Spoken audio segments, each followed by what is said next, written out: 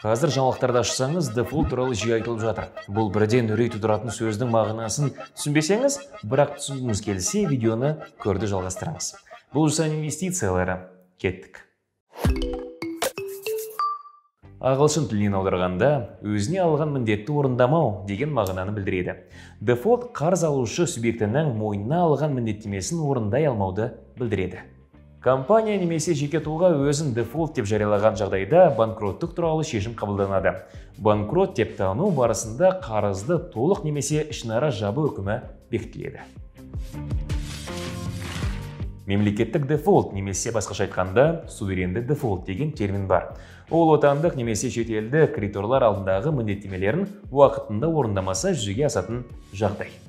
Мемлекеттің дефолтқа ұшырауы оның несие рейтингісін төмендетеді. Бұл өз кезегінде елдің жаңа несиелер тартуын қиындатады, немесе ондай мүмкіндіктен мүлдем айырылады. Былайша айтқанда, дефолт болған жағдайда ол елдің облигацияларын басқа ешкім сатып алмайды. Ал облигацияларды ешкім сатып алмаса, бұл елде инвестиция болмайды деген сөз. Бұл экономиканың дамуының негізгі факторларының бірі. Әдетте дефолттың екі түрі болады. Техникалық және жай дефолт. Жай дефолт қарыз алушының өз міндеттемелерін орындай алмауын білдіреді. Бұл қарыз алушының банкроттығын көрсетеді. Яғни ақшасы жоқ деген сөз. Егер мемлекет дефолтты суверенді дефолт жарияласа, онда қарыздар мен даулар халықаралық деңгейде реттеледі. Техникалық дефолт төлем мүмкіндігінің жоқтығынан туындап, бірақ болашақта бұл жағдай тараптардың келісіміне сәйкес реттелуін айтады.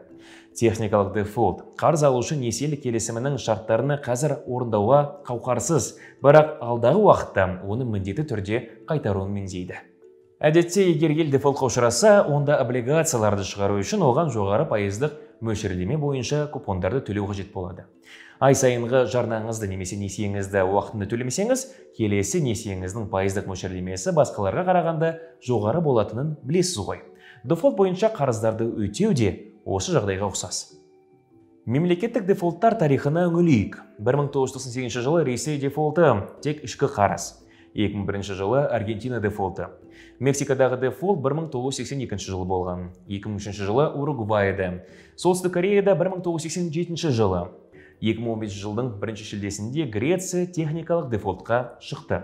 Ал 2022 жылдың 27 маусымында Ресей 1917 жылдан бері бірінші рет сыртқы қаржылық міндеттемелер бойынша дефолтқа жол берді.